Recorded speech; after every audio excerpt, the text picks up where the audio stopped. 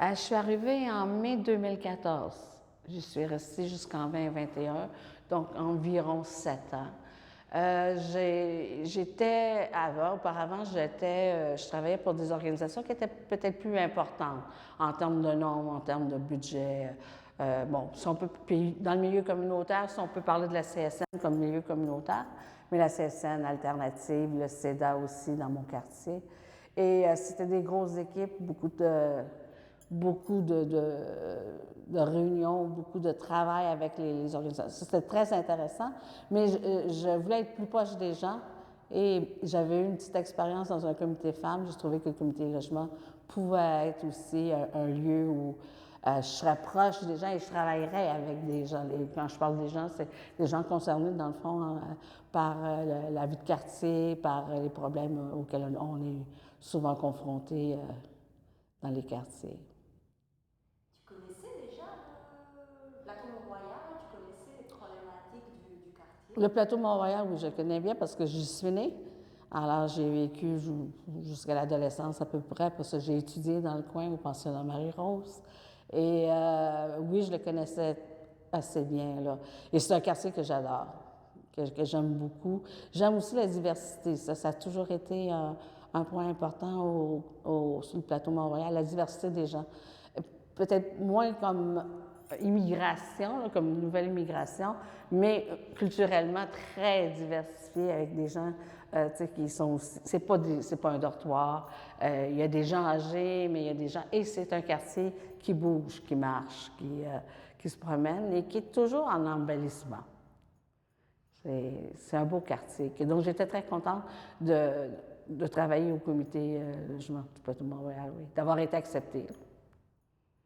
Qu'est-ce que tu faisais? Quelles étaient tes tâches au comité logement? J'ai toujours été coordonnatrice au comité logement, oui. Mais dans une petite équipe, c'est aussi le plaisir de la chose, c'est que comme coordonnatrice, on ne fait pas seulement l'administration ou de la gestion de personnel, la gestion des ressources humaines, on fait tout. Dans le fond, j'accueillais autant les gens, je leur donnais aussi, je leur donnais, dans la mesure de mes connaissances et toujours en vérifiant, des conseils dans les cas de problèmes, d'organiser toutes sortes de choses. Donc, on fait la vaisselle, on fait la cuisine et on balaye à la fin de la journée. C'est un peu ça le travail et c'est ce que je faisais, oui. Et quand tu es arrivé au comité logement, quels étaient les enjeux en matière de logement, d'habitation au plateau? Quels étaient les problèmes auxquels vous étiez confrontés dans le comité? Je pense qu'à ce moment-là, déjà, la question des hausses de loyer, d'un manque de grands logements pour les familles, déjà, c'était là. L'enjeu était peut-être l'état de l'équipe quand je suis arrivée. Il y avait eu 2 ans de tentatives, puis je ne le dis pas de façon négative, mais d'autogestion, de co-gestion. Et ça n'avait pas vraiment fonctionné. L'équipe avait éclaté et il y avait heureusement un excellent conseil d'administration qui avait essayé de rassembler les morceaux. Et bon, j'ai été embauchée un peu dans l'idée de reprendre tout ça et ça a été une très belle expérience. Vraiment. Et en termes de mobilisation, c'était comment pendant ta période? Durant la période avant que je sois arrivée, Ce que tu au veux. niveau de la mobilisation, je pense qu'il y a toujours des hauts et des bas dans toute organisation dite communautaire. Il y avait un noyau de personnes très intéressantes qui étaient là depuis longtemps. On avait réussi, les autres directeurs, coordonnateurs et les gens qui y ont travaillé, à créer un groupe de personnes intéressées et mobilisées. Alors là-dessus, je pense que j'ai trouvé un milieu qui était déjà très, très, très vivant. Les gens avaient un sentiment d'appartenance au comité logement et ça, bien, ça change beaucoup de choses, là. Tout est possible quand plein de morceaux se mettent en place là, pour essayer encore d'améliorer parce que les problèmes se sont poursuivis, bien sûr. Juste ajuster le micro 2 secondes, Oh, s'il c'est vous peut-être moi qui ai bougé. plaît. Non, non, c'est pas grave. Le son est très bon, c'est juste que je préfère prendre le risque. Je vais te poser une question que j'aurais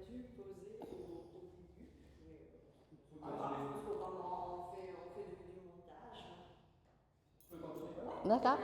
Ben, en fait, la question était, tu as mentionné qu'en fait, tu venais d'une expérience professionnelle, était plutôt dans des structures plus grandes. Qu'est-ce qui t'a mené à un organisme dans le domaine du droit au logement? Est-ce qu'il y avait aussi un intérêt pour la cause du logement? Qu'est-ce que tu trouvais intéressant de travailler dans un comité logement? Ben, bon, ça va faire drôle de commencer par ça. Pourquoi je travaille dans un comité logement? Parce que mon chum avait déjà travaillé dans un comité logement. Alors, mais j'étais aussi militante au FRAPRU. J'ai participé à plusieurs de leurs activités là, au cours des années qui ont précédé là, mon arrivée ici au comité logement. Donc, je connaissais bien le milieu, effectivement. Et pourquoi? Là, ça a été une question de peut-être de hasard, là, quel poste s'est ouvert à ce moment-là.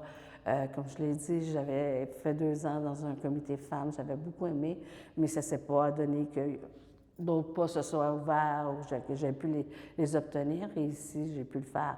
Le logement m'intéressait et ça, bon, le quartier m'intéressait, il y a un paquet de facteurs qui fait en sorte que, bon, j'ai été embauchée justement en 2014.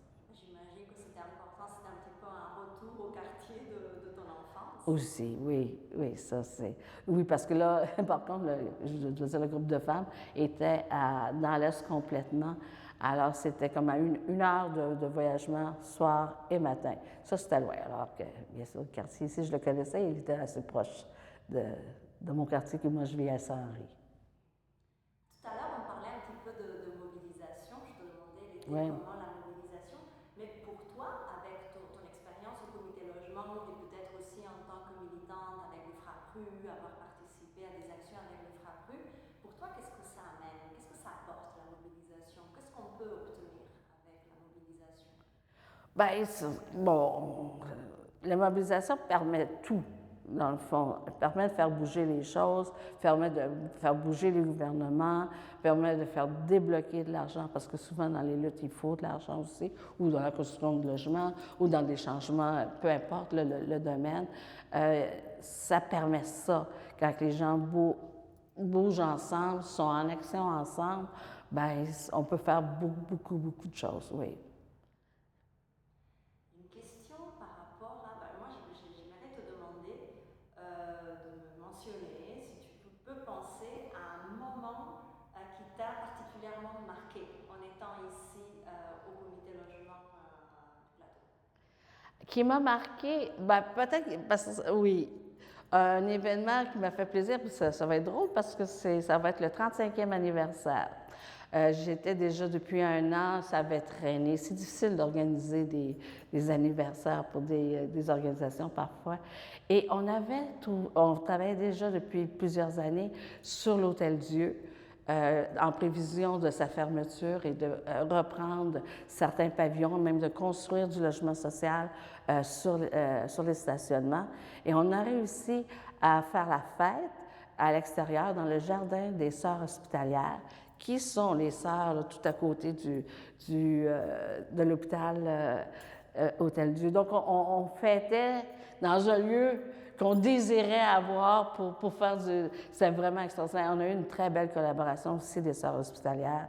Ils ont été très gentils. Ils ont ouvert leurs portes, fait visiter leur immense domaine. Et c'est aussi un signe de...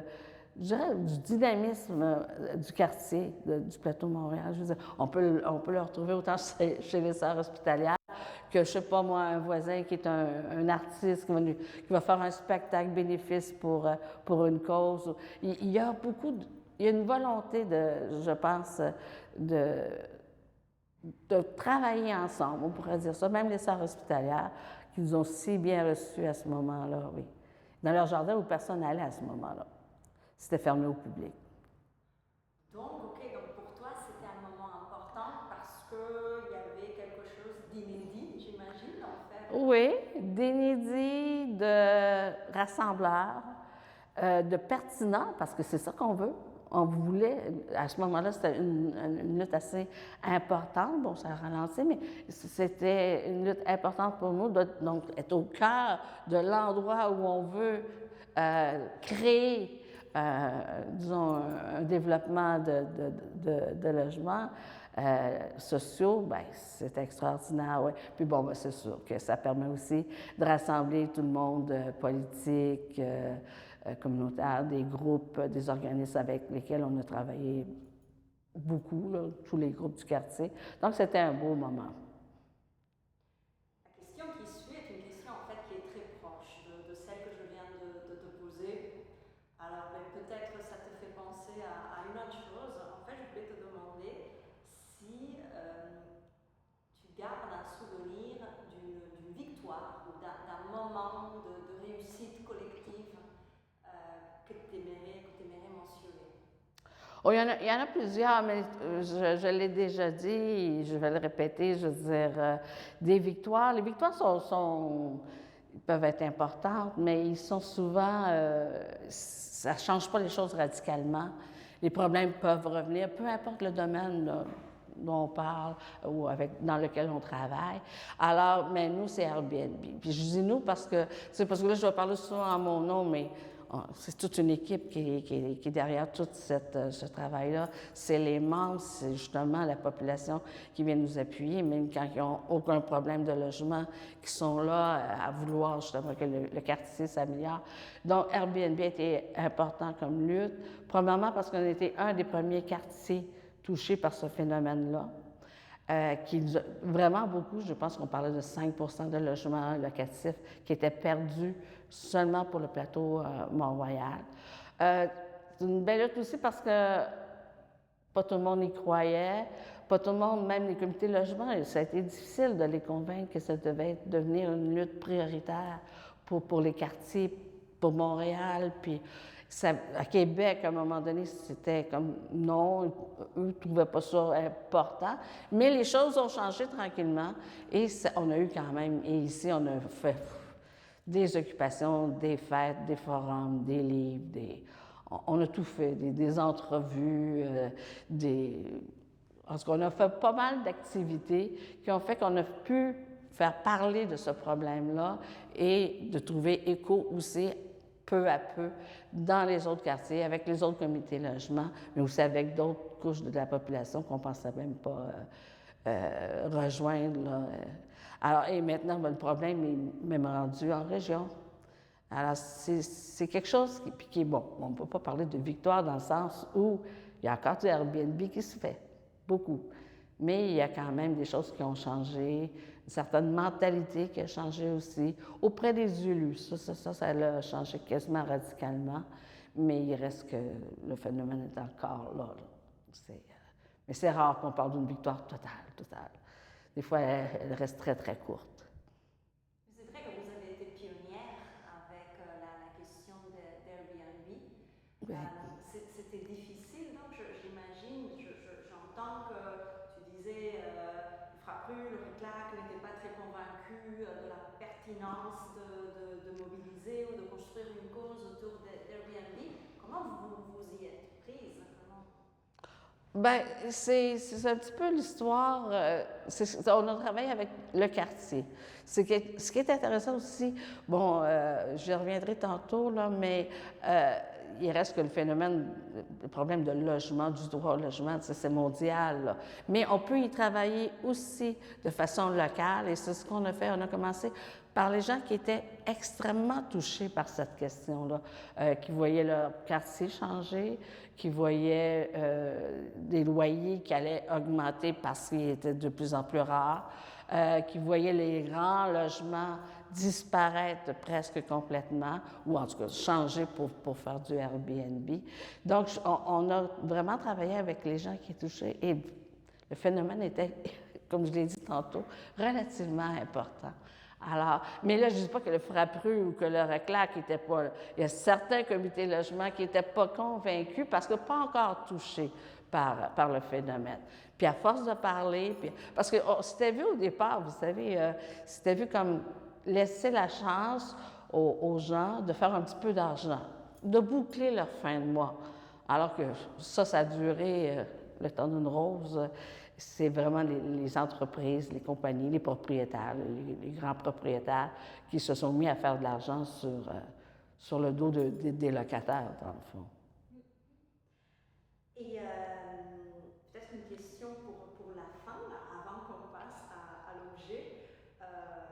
Voilà, donc on fait cette discussion dans le cadre de l'organisation des activités pour le 50e anniversaire du Comité Logement du Plateau. Est-ce que tu as un vœu à transmettre ou qu'est-ce que tu souhaites pour les luttes ou pour le comité? Bon, je vais faire deux réponses. La première, sa disparition. Alors, on crée un comité logement ou on crée un comité pour régler certains problèmes dans le quartier. Les citoyens se rassemblent, on s'active.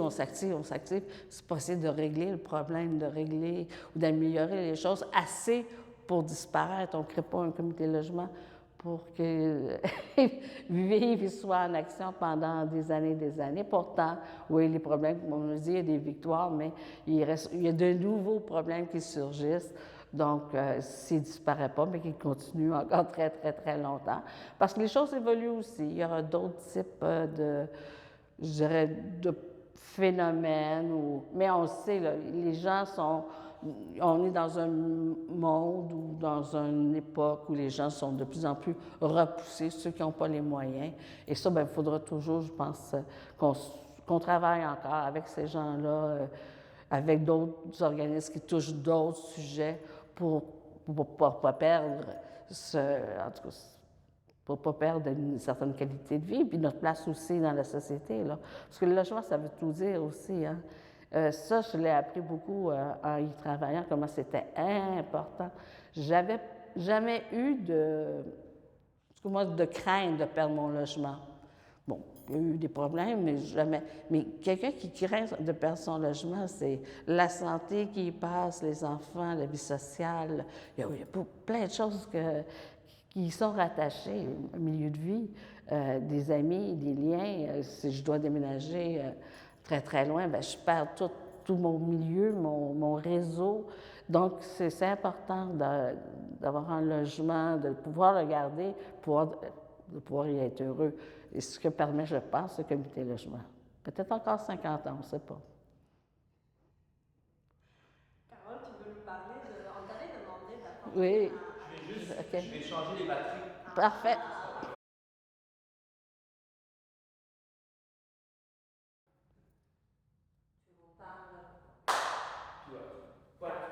Carole, on t'avait demandé de nous apporter un objet, une image, quelque chose qui te fasse penser à ta relation avec le comité logement ou avec les luttes pour le logement. Est-ce que tu peux nous présenter cet objet? Oui, premièrement, le lien avec le comité logement est assez évident. C'est une lutte qui se passe, entre autres, c'est à New York.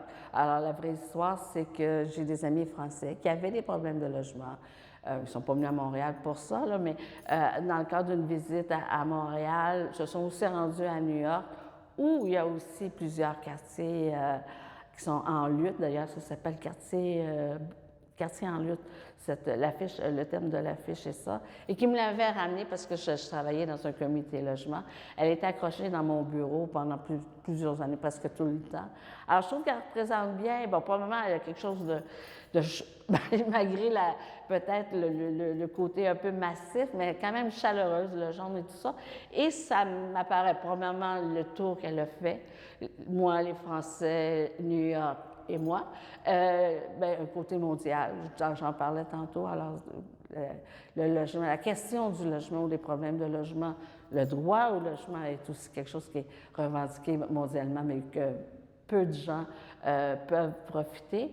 Il y avait cet aspect-là, mais aussi qu'on pouvait y travailler quartier par quartier. Et c'est un petit peu ça que je trouve intéressant. Le travail du comité logement, c'est qu'on travaille, on travaille beaucoup avec nos organisations, les grandes organisations, les regroupements. On essaie d'étendre notre action, puis c'est très, très, très correct. Je pense qu'il faut privilégier ça. Mais on peut aussi travailler à l'intérieur d'un quartier et sur des enjeux qui touchent les gens qui sont proches. C'est un petit peu, je pense, c'est ça l'idéal de petits comités dans tous les quartiers, dont le plateau de Mont-Royal. Et des gens comme tantôt, je parlais de Airbnb, c'est ça. On était les premiers à le faire, on le fait avec force, avec créativité, avec les gens qui étaient touchés par ce problème-là.